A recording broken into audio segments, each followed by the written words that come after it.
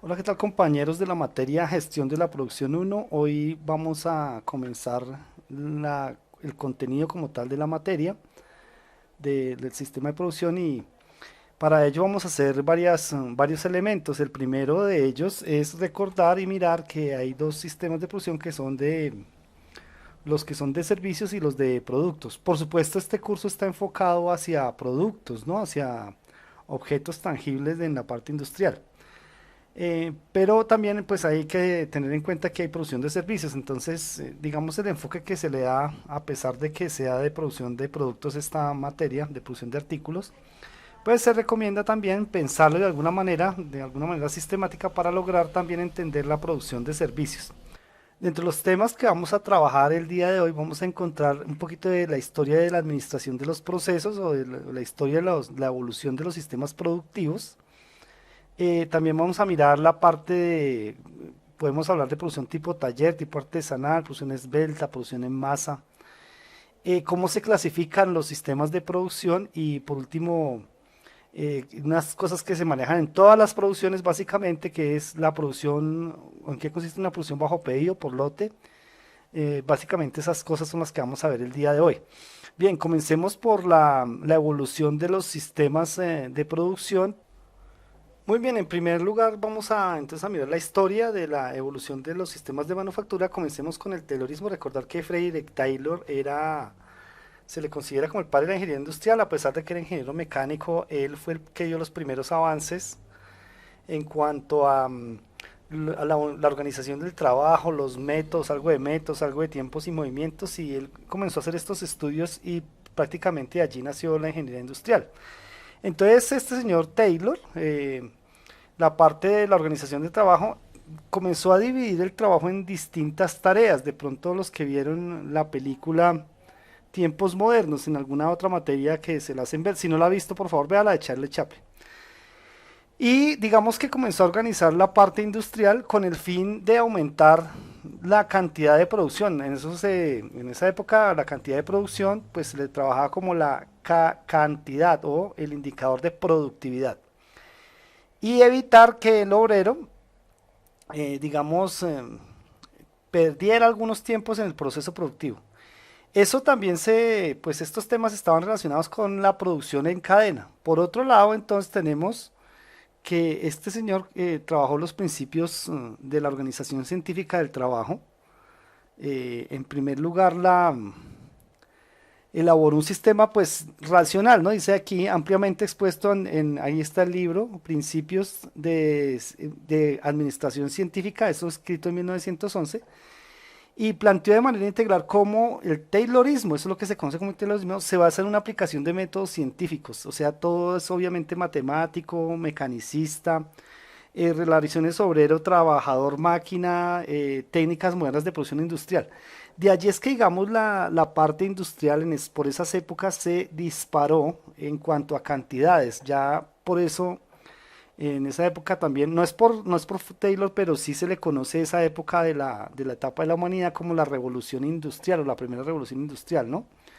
Taylor elaboró un sistema de organización, digamos, ampliamente expuesto como dice el libro aquí, principios de administración científica. Pues la traducción al español de ese pues, que ustedes encuentran ahí, eso fue en 1911. Y este planteamiento se conoce a nivel mundial como el famoso sistema taylorista, ¿sí? O taylorismo, que se basa en la aplicación de básicamente métodos científicos, matemáticas, técnicas para la producción industrial. Em, Esto era para maximizar la eficiencia de la mano de obra, pues también obviamente las máquinas y las herramientas estaban ahí. ¿Qué hizo él? Dividió las tareas digamos, por secciones, organizó de manera el trabajo de manera secuencial, comenzó con el tema del cronometraje de las operaciones, es el que se le de los estudios de tiempo, ¿verdad? Que ustedes vieron en métodos. Eh, digamos que se trabajó en el sistema de rendimientos de motivacional con pagos de primas, ahí pues también está. La idea es que las empresas que adoptaron este sistema, pues se quitaba todo, ya estaba todo estudiado, todo organizado y se suprimió lo que se llama la improvisación industrial, ¿no? Entonces, en ese sentido, Taylor se le considera el papel de la ingeniería industrial porque hizo este trabajo que se llama Principios de Administración Científica. Obviamente está todo enfocado a la producción. Esa sería o la primera parte. También él intentó, como dice acá en las diapositivas, dice, Taylor intentó eliminar por completo los movimientos innecesarios de los obreros, ¿no? Más adelante hubo unos señores Gilbert, son esposos que trabajaron en los Derblix. De pronto ustedes ya vieron ese tema en Tiempos y Movimientos. Si no lo recuerda, por favor, véalo en un libro de Tiempos y Movimientos que lo puede encontrar también. Si quiere, solicítemelo y se lo puedo subir también a la plataforma. Y en ese sentido se aplicaba se sacaba el máximo potencial en la parte del obrero, ¿no? Porque ellos reducían los movimientos. Hoy en día, fíjense ustedes que también usamos eso. Buscó también eliminar, obviamente, los movimientos de tipo inútil, por ejemplo, transportar, ¿sí? Mm, digamos que los cronómetros pues se volvieron ahí necesarios en la parte de cada tarea científicamente estudiada con cronómetro. Taylor, pues creo que también trabajó con el tema de la cinematografía, pero los Gilbert, que son los de los Derblix, el nombre al revés, son los primeros que hicieron una publicación analizando con cinematógrafo analizando las tareas en un proceso productivo. Entonces a ellos se les debe esto. ¿Qué pasó entonces con la parte, digamos, la organización científica del trabajo en la parte de revolución industrial? Como se denominó organización científica, digamos que se trabajó con los métodos científicos y también había pues un trabajo que repartía ganancias con los trabajadores, ¿no? Básicamente la administración científica en la revolución industrial jugó el papel de que las tareas de los trabajadores se dividieron, ¿sí? Se trabajaron en tareas más simples, el trabajo se pagaba según el rendimiento de las personas, ¿no? Tyler trabajó bajo los costos de producción porque pues se tenía que pagar menos salarios. La idea era también reducir salarios y por lo tanto muchos de los salarios finales que recibían los operarios eran bajos en el sentido comparado relativamente con todas las prebendas que tienen hoy en día los empleados, ¿no? La idea era que, digamos, pagar por unidad producida. Entonces, si el trabajador hacía una unidad en el tiempo determinado, se le pagaba un dinero. ¿Cuál era el objetivo de eso? Hoy en día, sinceramente, también se usa y es que, pues lo hagan rápido, ¿no? Lo hagan rápido y se dieran prisa para terminar el trabajo. Digamos que para que funcionase de manera correcta, tenía que tener los supervisores ahí todo el tiempo encima, lo que llamamos el policía ahí encima, para que, para que estuvieran supervisando un grupo de empleados, ¿no? Ese también es el tema que comenzó, digamos, con el tema de los sindicatos después, porque la cosa se volvió un poco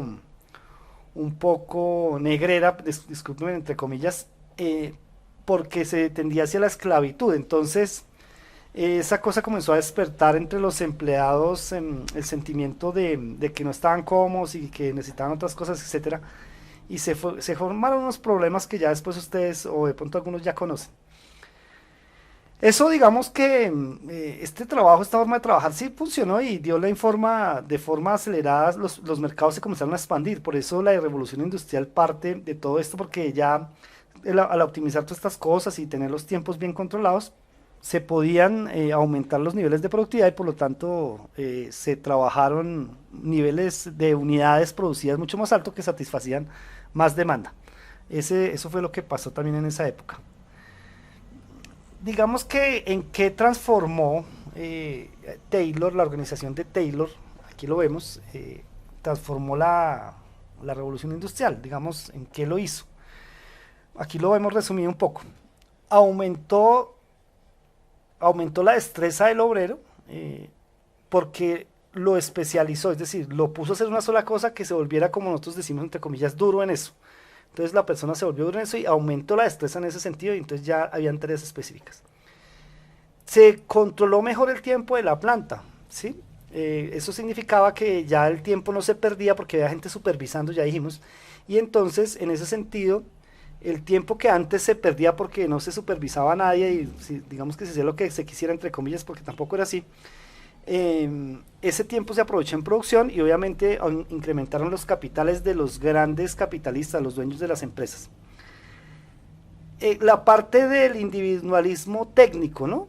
Y la mecanización del rol, es decir, que la persona del rol, perdón, que la gente se, se metiera tanto en su trabajo que lo hiciera tan mecánicamente, no es al nivel de no pensar tampoco, pero a nivel de acelerar la producción, ¿no? Esa es lo que trabajó el Fordismo, el Taylorismo a a la industria.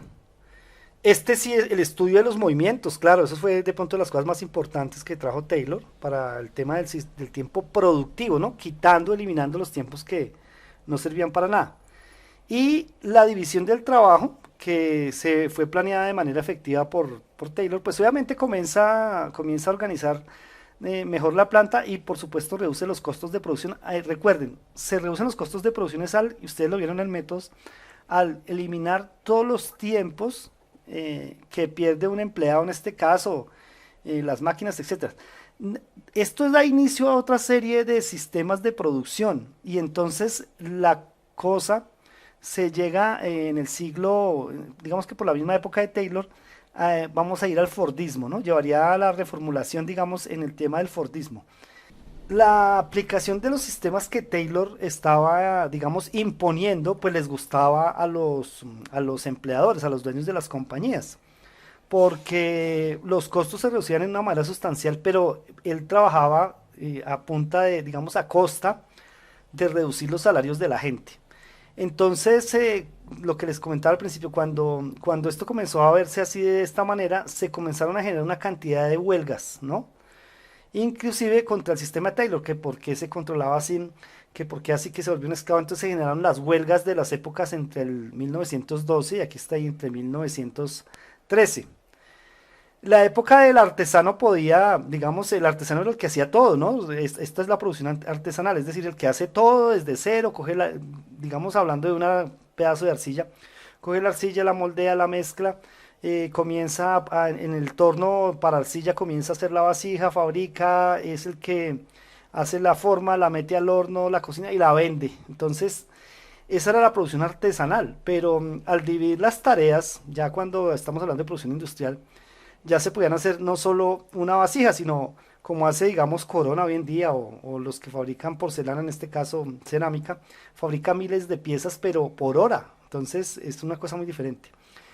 Los principales puntos del modelo de Taylor fueron determinar científicamente trabajo estándar y la parte de la funcionalidad de un trabajador dentro de un sistema productivo, haciéndolo la especialización. Entonces había un tornero, había un mecánico, había una persona que ensamblara, por ejemplo, y se hacían todo en celdas individuales, una cosa por allá, otra por allá, etcétera, y se redujo, digamos, bastante el costo, como les digo, pero a costa de los salarios de los trabajadores. Hay, digamos, una tendencia a la mayor división social, en el caso de las tareas cada vez más simples, parcelación progresiva de las tareas, etcétera, que se van dividiendo. Y la idea era como estamos mencionando en toda esta presentación, era aumentar como fuera la productividad, pero recuerden, estábamos jugando con el tema del trabajador, era prácticamente como se ve en la película de Charlie Chaplin que les mencioné, Tiempos Modernos, era una cosa que el tipo no tenía derecho casi a nada ni a ir al baño, sino dele y dele en el tema de la productividad. Entonces, es una cosa que, si en un principio fue en el lanzó la era industrial como la conocemos, la producción en masa, eh, como consecuencia de eso sí vinieron una cantidad de huelgas, problemas, paros y de hecho todos los derechos laborales que ustedes conocen hoy en día que están dignificados o están introducidos en los conceptos de la OIT, OIT recordar Organización Internacional del Trabajo, pues vienen después de toda esta serie de situaciones que hubo, ¿no? Con Taylor, con el sistema de Taylor más bien. Vamos a ver ahora lo que es la tecnología de Henry Ford, lo que se denominó Fordismo. Fordismo. Hay otras cosas que ustedes pueden leer, les voy a dejar el documento para que ustedes lo terminen de leer, la parte de Taylor. Resulta que Ford cambió la manera de producir, en este caso los automóviles. Él tuvo al principio muchos problemas para lograr que la ANLA, de pronto es algo colombiano y sí es algo ambiental, pero en este caso en Estados Unidos y en esa parte de Norteamérica había una organización que se llamaba la ANLA y eran los que daban el permiso a una persona de que se podía fabricar carros o no porque se creían, o entre comillas, los dueños del automóvil, ¿sí? Más él logró a través de una serie de juicios y de varios problemas jurídicos, logró que la ANLA le diera el permiso y comenzó a fabricar los automóviles. La diferencia que hizo Ford frente a otros fabricantes fue lograr abaratar los costos de producción, pero no tanto a costa de los trabajadores, sino más bien en la forma de hacerlo. La historia dice, no sé si más adelante aquí está, que una persona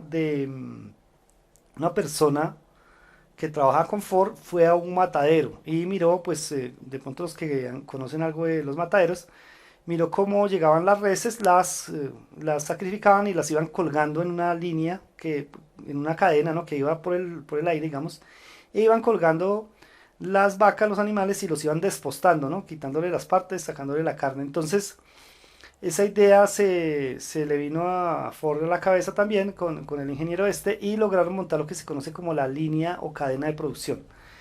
Hay videos donde el mismo Henry Ford, ¿cierto? Dice, bueno, vamos a mirar cómo es esta vaina, cómo es que funciona esto, y él mismo comienza a jalar los carros porque antes habían estaciones de trabajo, ¿no? Como en el Taylorismo. Entonces, sí, la estación estaba, había una estación allá, otra allá, y las máquinas fluían, los materiales fluían, más bien los materiales fluían por un lado por otro, y no había un orden en el ensamble. Entonces, si un solo trabajador, ensamblaba un auto se demoraba mucho tiempo y ese trabajador tenía que hacer de todo, ¿sí? Antes del Taylorismo. Si usted aplica la consecuencia del Taylorismo, que es que especializaron a los operarios, por ejemplo, alguien se especializó en la parte eléctrica de los automóviles. Entonces esa persona se vuelve ducho, ya habíamos dicho la palabra, ducho en la parte de la producción del automóvil, de la parte eléctrica, entonces él nos va a rendir más. Y lo que hizo fue eso, pero en una línea o cadena. Entonces, en algunos videos se ve a Ford que lo amarra al carro con una cuerda, comienza a jalar el carro y los operarios que están a los lados de él van haciendo las tareas pues que él les va dirigiendo y él va tomando tiempos, inclusive Henry Ford va tomando tiempos. Son videos muy viejos obviamente y, y él dijo, oiga, no, así podemos reducir los costos y es lo que se manejó a partir de ahora en todas las ensambladoras del mundo, la forma de fabricar de Ford. Obviamente, pues el más famoso de los modelos de Henry Ford es el famoso modelo T, ¿no? Que es uno de los carros más vendidos de la historia. De hecho, por ejemplo, él tenía una frase, no sé si está más adelante, que decía, el cliente puede pedir el carro de cualquier color desde que sea negro, porque era el único color que había disponible. De hecho, Henry Ford, inclusive cuando estaba el hijo Axel Ford, tuvo muchos problemas porque ya Axel quería modernizar los carros y Henry Ford seguía insistiendo que el modelo T de esa época. Y obviamente pues tuvo que pasar mucho tiempo para que se dieran cuenta que la forma de hacer las cosas era diferente y pues comenzó la parte comercial a vender carros más bonitos de las empresas y eso le obligó a Ford a así cambiar el modelo T por cosas innovadoras. Es como la historia rápida. Vamos a mirar aquí entonces, aquí vemos una imagen de la planta de Detroit de Henry Ford. Comenzó la producción del automóvil de Henry Ford a partir de 1908, ¿no? Ahí dice aquí. Se trabajaba en cosas especializadas a través de las cadenas de montaje. Entonces las personas, como decía yo, el tipo iba empujando, pues no lo hizo Henry Ford, lo hizo las primeras veces. Ya después fue la sola cadenita, ya eso se automatizó todo eso. ¿Se pudo qué hacer? Se pudo elevar los salarios. De hecho, en algunos documentales que he visto y en algunos documentos, no los tengo acá a la mano, dice que en esa época el mejor sueldo estaba en Ford. No sé si me parece que eran $5, algo así. Pues obviamente eso es mucho dinero para el día de hoy. $5 de 1910, digamos. Entonces eran los mejores salarios. Y obviamente pudo elevar el número de trabajadores, la gente quería trabajar en Ford. Y digamos que hasta la década de los 70, que Toyota toma esas cosas, aquí dice Toyota, pero eh, el sistema de producción Toyota lo reemplazó. Lo que hizo Toyota fue unas mejoras, pero básicamente todo lo que tiene Toyota, ¿cierto? Que después lo vamos a ver, eh, todo lo que tiene Toyota está basado en Ford, está basado en la tecnología Ford, porque Ford lo pensó primero. Ya lo que pasa es que hay otras herramientas que tiene el sistema de producción Toyota que las vamos a ver, ojalá, al final del curso. Muy bien, entonces esa es la historia de Toyota. Digamos como modelo de producción, digamos, resulta muy rentable. Eh, digamos que si el producto pueda venderse a un precio relativamente bajo en relación a los salarios promedio, generalmente es una economía ya desarrollada, como Estados Unidos, que en esa época pues no, todavía no había sufrido la Gran Depresión que fue en 1929 por allá. Entonces los carros de Ford se comenzaron a vender, pero como pan caliente, y como diríamos, ya todo el mundo podía adquirir un vehículo. Hoy en día los podemos adquirir también los que hayan adquirido gracias a esa forma de producir, ¿no? Ya no es artesanal, que es una persona hace todo, sino que cada uno está especializado, que viene del Taylorismo y que se hace en línea cadena, agilizando los procesos productivos, reduciendo tiempos y movimientos.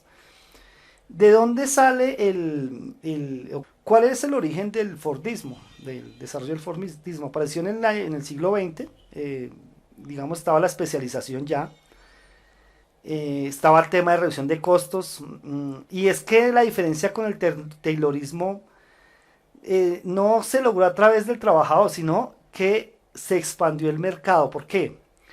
Porque si se vendían más unidades, si se producían más unidades, de acuerdo a la forma de producción de Ford, que era la línea o cadena, el tiempo de fabricación de cada artículo era menor y eso automáticamente redunda en el precio con el cliente. Y obviamente toda la gente compró, se pudo aumentar el mercado y obviamente superó numéricamente a todos los fabricantes de esa época de automóviles, ¿no? Ya se habían trabajado esas tecnologías con anterioridad, pero cuando comenzó Ford a sacar sus autos, pues lo sacó a un precio que nadie le podía competir. El estatus del obrero especializado, ¿no? También aparece, surge, ese es el modelo norteamericano, ¿no? Que se transformaría en la visible, el sueño americano, American Way, que dice ahí, ¿no? Entonces, todo el mundo quería trabajar en Ford, vivir como los empleados de Ford, como el mismo Ford inclusive. Aquí el sistema de Ford excluye el control del tiempo de producción por parte de la clase obrera, ¿no? O sea, ya no se está ahí todo el tiempo con el cronómetro. Entonces hay que tener claro que el Fordismo no solamente, no solamente nació de la nada, sino que también tiene cosas del Taylorismo, ¿no? Hay que tener en cuenta, ya se comenzó a trabajar con el tema de el monopolio del trabajo, que era que una persona hacía todo o él solamente sabía hacerlo, eso ya desaparece. Y el control de los tiempos de producción también va desapareciendo. Existen todavía, es decir, cuando uno está trabajando en ingeniería industrial, pues uno va y toma el tiempo, pero lo toma con el fin de mirar los procesos, de reducir operaciones, como lo hacía Taylor, de reducir tiempos muertos. Pero obviamente el trabajador de hoy en día tiene todas las garantías para poder trabajar en una empresa, sobre todo en una empresa como ensambladora. ¿Cuáles son los elementos entonces de todo esto que hemos visto? ¿Cuáles son los elementos básicos entonces que a los que contribuyó Ford? Eh, Aumentó la división del trabajo, o sea, inicialmente Taylor ya la había hecho, pero él la volvió aún más especializada, más detallada, en este caso. Profundizó el control del tema de los tiempos del obrero, pero básicamente no es que se la pasaban tomando tiempos, ya sí se toman en un principio, pero ya se estandarizan los tiempos y por lo tanto ya se sabe en cuántas unidades se va a sacar por hora, por día, etcétera. Redujo los costos de producción, ¿por qué? Porque aumentó la cantidad de unidades a producir. ¿Mm? Y obviamente aumentó el interés del poder adquisitivo de los asalariados. La gente ya, la gente que podía, la gente más con menos salarios podía adquirir un carro, ¿no? Y la gente de Ford ganaba muy bien, como les decía. Políticas de acuerdo entre obreros organizados, había un sindicato, había el capitalista, etcétera, pero ya estaban digamos, acordándose todos los aspectos de un trabajo organizado. Y obviamente está la parte de producción en serie, ¿no? Que fue lo que nosotros conocemos como Henry Ford. Henry Ford también, entre otras cosas, no lo voy a mencionar aquí, pero no lo voy a ver aquí, pero lo menciono. Eh, Henry Ford, por un lado, trajo el tema de, por ejemplo, las visitas domiciliarias, que el empleado estuviera bien. La capacitación del empleado, él tenía un dicho que era, la capacitación o la formación es costosa, pero ensaye o intente fabricar sin esa capacitación. Resulta más costoso fabricar sin esa capacitación, entonces, porque hay errores, etcétera. Pero cuando el recurso humano se le invertía en capacitación, etcétera, en formación, pues los beneficios eran más grandes para la compañía que lo que se invirtió. Entonces, en ese sentido, Henry Ford hizo todas esas cosas, ¿no? Esas cosas son buenas. Cosas extrañas de Henry Ford que se dice, hay documentales que muestran que apoyaba a los nazis, ¿no? Ustedes recuerdan quiénes son. Pero pues esas son otras cosas que no vamos a discutir acá. Bueno, vamos a mirar a hacer un resumen porque este lo quiero trabajar al final del curso para que quede con más herramientas y ojalá en producción 2 también lo refuercen. Y es el sistema de producción Toyota. Resulta que hubo un señor que se llamaba Sakichi Toyoda. Aquí lo voy a subrayar yo, ¿cierto? Sakichi Toyoda. Bueno, vamos a subrayar aquí. Entonces, Sakichi Toyoda era un señor japonés que junto con su hijo Kiichiro, ¿sí? Lanzaron o nació la compañía que se conoce como Toyota. Toyota es la número uno de fabricantes de automóviles, ¿sí? A nivel mundial. Fue los primeros que desarrollaron un auto en Japón, etcétera. Pero para poder analizar el éxito de Toyota, nos toca remontarnos a su sistema de producción. Un poquito la historia de Toyota.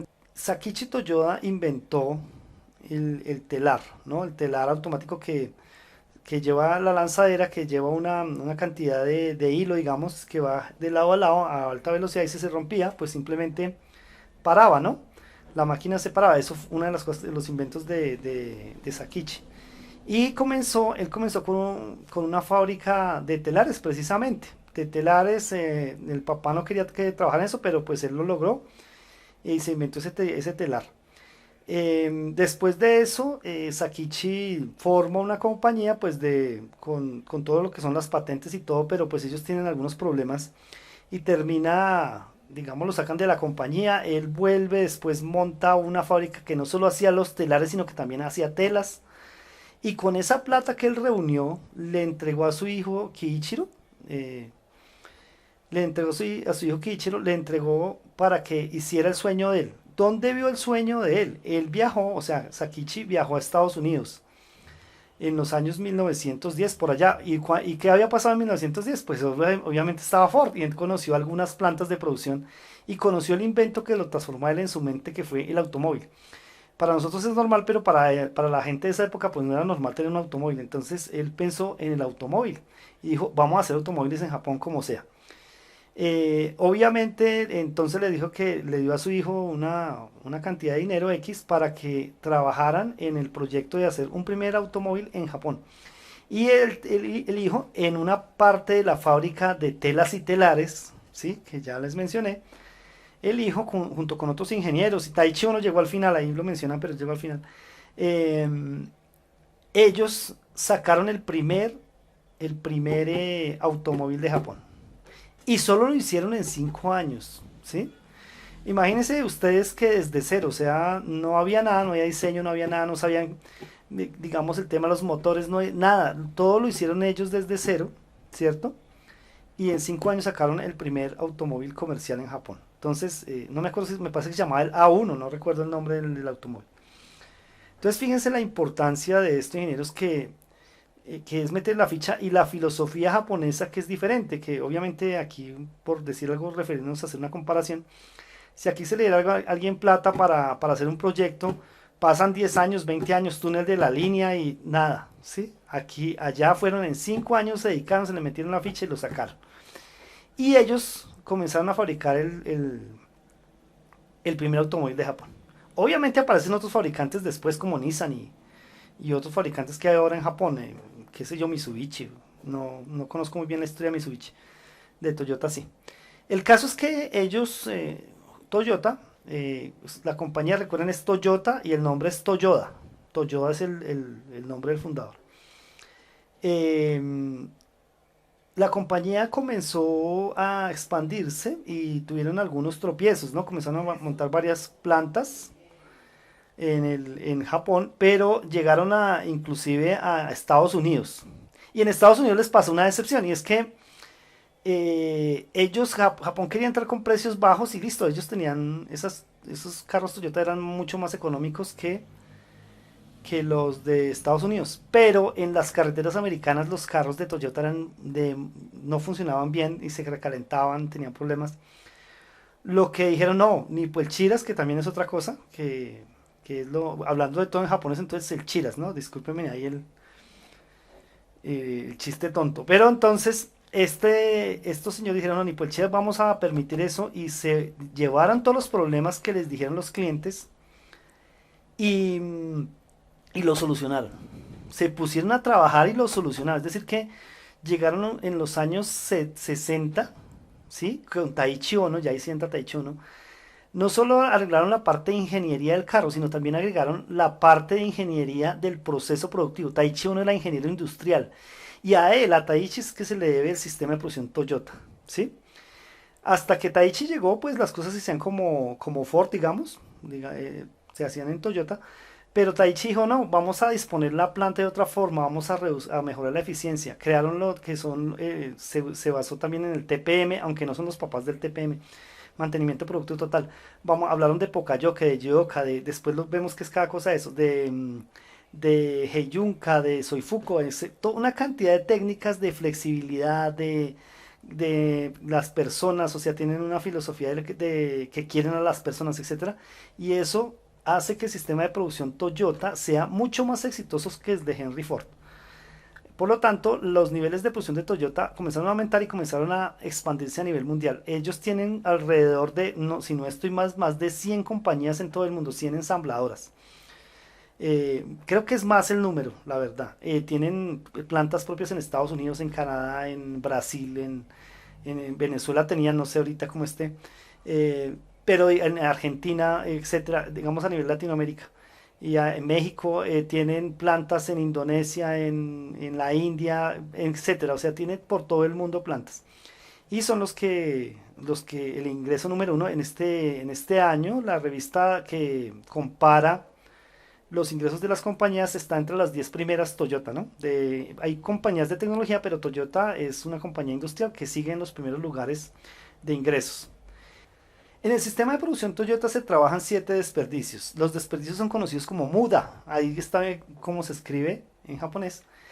Y, y entonces, bueno, hay muda, mura y muri. Después vamos a ver qué es cada una de esas. Pero en el sistema de producción Toyota hay desperdicios. ¿Cuáles son los desperdicios? Son 7. No se los tienen que aprender en orden. Sí se los tienen que aprender, pero no en orden. Aquí están en este orden, yo los voy a explicar. Primero, defectos. Cualquier defecto que se genere, así usted lo reprocese y lo arregle, ya usted perdió tiempo. Si lo tiene que echar a la basura, pues perdió más. Entonces, cualquier defecto es un desperdicio, muda, ¿verdad? Exceso de producción, cuando se produce lo que no se necesita. Hay algunas plantas que produzca. Entonces, lo que quieren ver es que el empleado esté produciendo, casi tayloristas, siga, produzca, y que el empleado produzca, pero lo que está haciendo, ¿para qué sirve? De pronto no lo va a vender. Transporte, no es que no se transporte dentro de la compañía Toyota, se transporta de un lugar a otro, seguramente sí, sino más bien transporte innecesario. Ah, no, es que yo tengo que ir de aquí y recorrer, hay plantas que son así gigantes que usted anda en un vehículo como un carrito de golf, entonces no tiene que ir el material 2 kilómetros y volver porque allá te tienen que poner un tornillo. Hombre, entonces pues póngalo a que la máquina de los tornillos póngala aquí al lado y soluciona el problema. Entonces transporte innecesario. Esperas. Hay esperas que son totalmente necesarias, ¿sí? Por ejemplo, si yo aplico una pintura, por supuesto toca esperar a que la pintura se seque. Entonces, en ese sentido, esa espera pues es necesaria, pero hay otras esperas que no. Por ejemplo, ¿qué hace esperando una pieza al lado de una máquina si la máquina está vacía y se puede estar operando en este momento? Todas esas esperas son innecesarias, pero también es tiempo perdido. Inventarios, otra vez, no es que no haya inventarios en Toyota, lo que pasa es que los inventarios en exceso no sirven. Los inventarios que no se venden, los inventarios que se hicieron de más en la parte de exceso de producción, que se van a quedar ahí por 1 o 2 años, es dinero que se puede invertir en otras cosas, son desperdicios. Y los procesos innecesarios o los reprocesos, es decir, todo aquello que no agrega valor al producto. Todos esos 7, vamos a contarlos acá, uno 2 3 4 5 6 y 7, se les conoce como muda o desperdicio en japonés. Hay otra que es, lo agrega después el e-manufacturing, que se habla de la información, después lo veremos. Pero básicamente ese es el trabajo en que consiste el sistema de producción Toyota, de reducir todos esos desperdicios. Normalmente, y de pronto lo dice aquí en esta, ¿m? Todos estos son vocabulario habitual, ¿sí? Que se habla en la producción Toyota o en la manufactura esbelta. Por favor, obviamente no se lo tienen que aprender en japonés, pero sí son palabras que vamos a usar constantemente, y no solo en el curso que estamos tomando, sino en las plantas de producción reales. Entonces se habla, por ejemplo, de justo a tiempo, just in time. Kanban, Kanban significa tarjeta o ficha. Muda, desperdicio, ya vimos. Heiyunka, yo lo había mencionado, nivelado de la producción, ¿sí? Para que todo fluya a la misma velocidad. Andon, Andon es una pizarra, algo que nos informa. Después vemos todas esas técnicas. Pokayoke, prevención de errores, ¿sí? Evitar errores. Aquí en Colombia, a prueba de tontos, pero ese no es un término correcto, es a prueba de error. Jidoka, no dejar pasar el error, o también se denomina control en la fuente. Y Kaizen, que se denomina mejora continua. Entonces, por favor, apréndase estos conceptos. Después ya los vamos a ver. Entonces, esto es un resumen de los sistemas de producción de hoy en día. ¿En dónde quisiéramos trabajar como ingenieros industriales? Todos quisiéramos trabajar en Toyota, porque Toyota es el que mejor hace las cosas. El sistema de producción Toyota es tan bueno que empresas como de otro tipo de empresas, qué sé yo, Bavaria, LG, ¿sí? Nokia, usan los conceptos de producción Toyota para en las plantas ser los mejores. Entonces, en ese sentido, si usted tiene una empresa que tiene problemas de producción y puede implementar alguna de estas herramientas, ya está haciendo algo de lo que hace Toyota mejor, y es reducir desperdicios. Y al reducir desperdicios se reducen costos, y al reducir costos podemos vender el producto a un mejor precio, o trasladar esos beneficios de alguna forma al empleado, motivándolo para que haga las cosas bien. Entonces eso es lo importante, apreciados ingenieros. Una anécdota que alguna vez me contó algún compañero que estuvo en Toyota es lo siguiente. En Toyota, si ustedes se acuerdan, en el Mundial Colombia-Japón, en el partido de fútbol Colombia-Japón último que tuvieron, en unos que tuvieron en el Mundial pasado, los colombianos dejaron todo un desorden. Bueno, yo no estuve en ese partido, ¿no? Gracias a Dios. Entonces, y ustedes de pronto tampoco, entonces, y ojalá que no lo hayan hecho, es lo que voy a decir. Dejaron una basura. ¿Y los japoneses qué hicieron? Esperaron que terminara el partido, cogieron bolsas y recogieron toda la basura. Y ahí creo que nos dieron una lección a todos, ¿no? En Toyota la gente trabaja de esa manera en Japón. Y en Toyota, si un empleado de Toyota que pues quiere mucho a la compañía, obviamente, porque trabajar en Toyota es de lo mejor, ve que un carro, por ejemplo, tiene algún defecto y todo, él trata de acercarse con el dueño y cuadrárselo en la calle. Esos son anécdotas de la vida real, ¿sí? Porque la gente en Toyota realmente está comprometida con la compañía. Vamos a dejar hasta aquí este video, y en siguiente pues vamos a continuar con el tema que nos atañe.